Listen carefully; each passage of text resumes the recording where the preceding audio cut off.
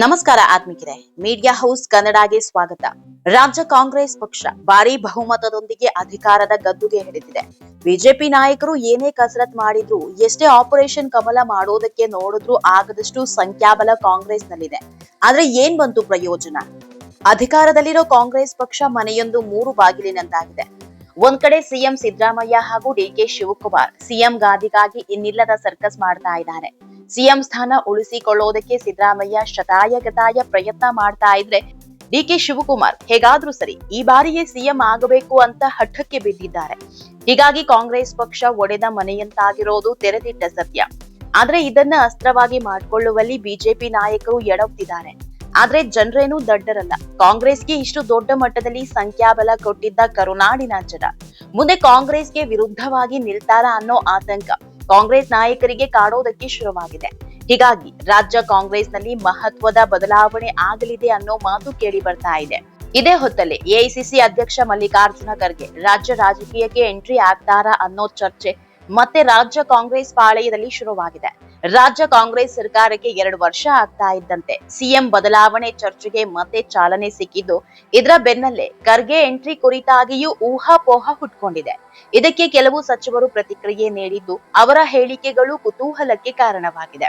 ಇದೆಲ್ಲದ್ರ ಬಗ್ಗೆ ಇವತ್ತಿನ ವಿಡಿಯೋದಲ್ಲಿ ಹೇಳ್ತಾ ಹೋಗ್ತೀವಿ.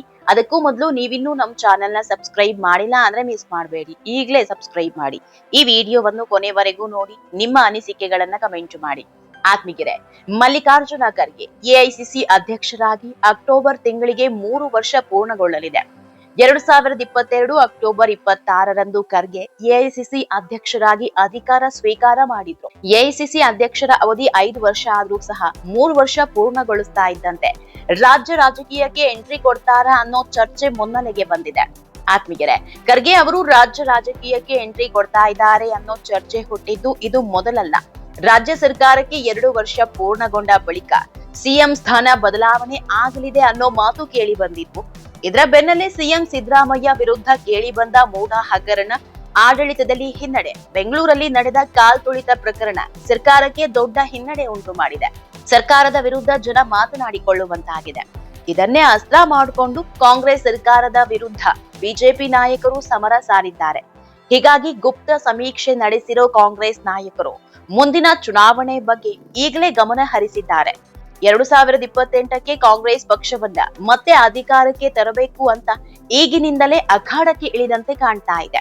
ಒಂದು ವೇಳೆ ಇದು ಹೀಗೆ ಮುಂದುವರೆದ್ರೆ ಮುಂದೆ ಬಿಜೆಪಿಗೆ ಅವಕಾಶಗಳು ಹೆಚ್ಚು ಅನ್ನೋ ಭವಿಷ್ಯವನ್ನ ಕೆಲವೊಂದು ಸಮೀಕ್ಷೆ ನೋಡಿದಿದೆ. ಈ ಹಿನ್ನೆಲೆಯಲ್ಲಿ ಹೈಕಮಾಂಡ್ ಸಹಜವಾಗಿ ಕರ್ನಾಟಕದ ಬಗ್ಗೆ ತಲೆ ಕೆಡಿಸಿಕೊಳ್ತಾ ಇದೆ. ಕಾಂಗ್ರೆಸ್ ಹೈಕಮಾಂಡ್ ಪಾಲಿಗೆ ಕರ್ನಾಟಕ ಮಹತ್ವದ ರಾಜ್ಯ. ಹೀಗಾಗಿ ರಾಜ್ಯದಲ್ಲಿ ಕಾಂಗ್ರೆಸ್ ಪಕ್ಷವನ್ನ ಮತ್ತಷ್ಟು ಬಲಪಡಿಸೋದು ಹೈಕಮಾಂಡ್ ಲೆಕ್ಕಾಚಾರ. ಈಗಾಗಲೇ ಕಾಂಗ್ರೆಸ್ ಸರ್ಕಾರ ಬಂದು 2 ವರ್ಷ ಪೂರ್ಣಗೊಂಡಿದೆ. ಇನ್ನಿರೋದು 3 ವರ್ಷ. ಹೀಗಾಗಿ ಮುಂದಿನ 3 ವರ್ಷಗಳಲ್ಲಿ ರಾಜ್ಯದ ಜನರ ಗಮನ ಸೆಳೆಯುವ ಆಡಳಿತವನ್ನ ನೀಡಬೇಕು ಅನ್ನೋ ನಿಟ್ಟಿನಲ್ಲಿ ಹೈಕಮಾಂಡ್ ನಾಯಕರು ಕೆಲವೊಂದು ಸೂಚನೆಗಳನ್ನ ನೀಡಿದ್ದಾರೆ. ಆದ್ರೆ ಆಡಳಿತದ ಬಂಡಿ ನಿಧಾನಗೊಳ್ತಾ ಇದೆ ಅನ್ನೋದು ಮೇಲ್ನೋಟಕ್ಕೆ ಗೊತ್ತಾಗ್ತಾ ಇದೆ. ಹೀಗಾಗಿ ಮಲ್ಲಿಕಾರ್ಜುನ ಖರ್ಗೆಯವರನ್ನ ರಾಜ್ಯಕ್ಕೆ ಕಳಿಸ್ತಾರಾ ಅನ್ನೋ ಕೂಗು ಹುಟ್ಟು ಹಾಕಿದೆ.